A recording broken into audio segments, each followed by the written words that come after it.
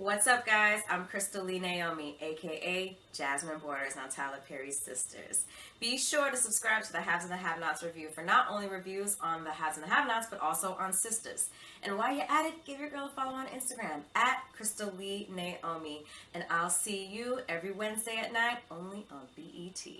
All right, Sistas fans, hope you're all doing well. This is kind of the follow-up from my episode review and trailer breakdown for review of the hot stove, and then the breakdown for next week's episode, Thinking of You, which is the season 2 mid-season finale. I want to be honest here, it kind of feels like just yesterday when we got the show back for season 2. I mean, it definitely feels like it was just yesterday because we got those 2 episodes on October 14th, and here we are now with the mid-season finale. In my trailer breakdown, I said this. I honestly didn't even want to do a video on this because, you know, typically I'm usually doing my Who Will Die in the mid-season finale. Technically, I've already done that video. I did it last week for Sisters, but based on the episode The Hot Stove, it kind of left us questioning, you know, well, Alonzo, we really don't know if he's out cold or if he's dead. Then when it comes down to it, you have Andi and Gary, and it's like, okay, so Gary squeezed Andi and it looks like she wasn't able to respond, and then we switch over to Gary driving, so it's like, okay, did he kill Andi or what? And then I'm like, okay, I mean, she is like one of the main characters, so there's no way she's going to die in the season 2 mid-season finale. That's pretty damn dumb. But they were making us, you know, watch the episode thinking at the end, okay, so what happened? I mean, Karen called, nobody answered. Aaron's talking with Gary, he's freaking out, and then it looks like he crashes into something, or, you know, what's his fate? But then the preview for the next episode basically spoils that not only do Andi and Gary survive whatever happened to them in the last episode, they're in the bank talking with each other. It looks like Andy's going to give him the money back from the safety deposit box. So any kind of suspense was killed, no pun intended. It reminds me of last season when remember where it was Jasmine and hang on, what was that episode called? Was it A Bad Feeling? I think it was the episode, okay, Home for a Queen. Yeah, look, my memory might be wrong on this, but I just know it was either Home for a Queen or A Bad Feeling. It was one of those episodes.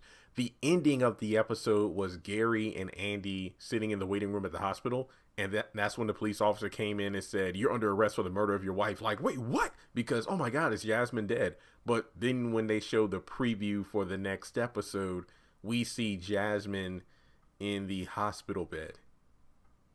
You know what? I think it was a Home for a Queen. Yeah, Home for a Queen was the cliffhanger ending, and then the trailer for A Bad Feeling showed us the fact that Jasmine was still alive. So you literally ruined the suspense right there in the trailer. I mean, the main reason people would want to watch the next episode is, oh my God, is Jasmine really dead? Or in this case, whoa, did Gary kill Andi and then he left her at the house and now he's driving, freaking out? That's why he's calling Aaron. And then that's why he has like this emotional breakdown. It looks like he's crashing into someone or something.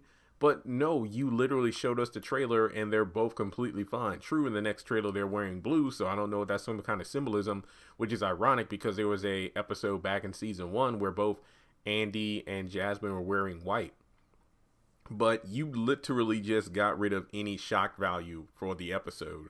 I mean, we're going to watch the episode and it's like, okay, what happens next? Like, the only reason I'm doing this video is because I put several posts on Instagram last night talking about, you know, okay, so what happened? We see that Karen and Aaron will get back to the apartment for Andi and then see that she's not in the living room area, but then she's in the bed sitting up, and then Karen's like, you know, did he hit you? I mean, I'm not being technical here or making excuses, but he didn't technically hit Andi, but squeezed her. But all I'm saying is this. I remember in the caption of the post that said, okay, so did Gary, like, you know, realized that Andi was unresponsive and just let her fall to the floor or lay her down on the floor, and then that's when he ran out of there? Or did he realize what he did, put her in bed, and then left?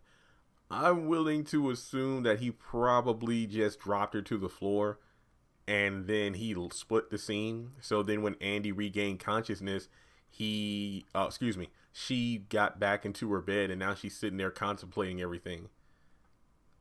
Because somebody in the comments was like, oh, he probably changed her into her PJs too. It's like, no. Remember, she was in her girls' night outfit when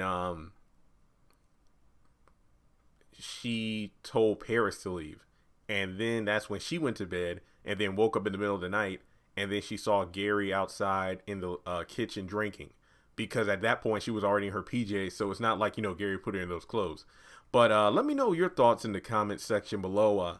I honestly, there's no need. I know this episode title might feel misleading, but people are honestly asking the question, is Andi alive? And it's like, in both preview, both the end credit and the actual trailer for next week, they've already spoiled the fact that both Gary and Andi are alive.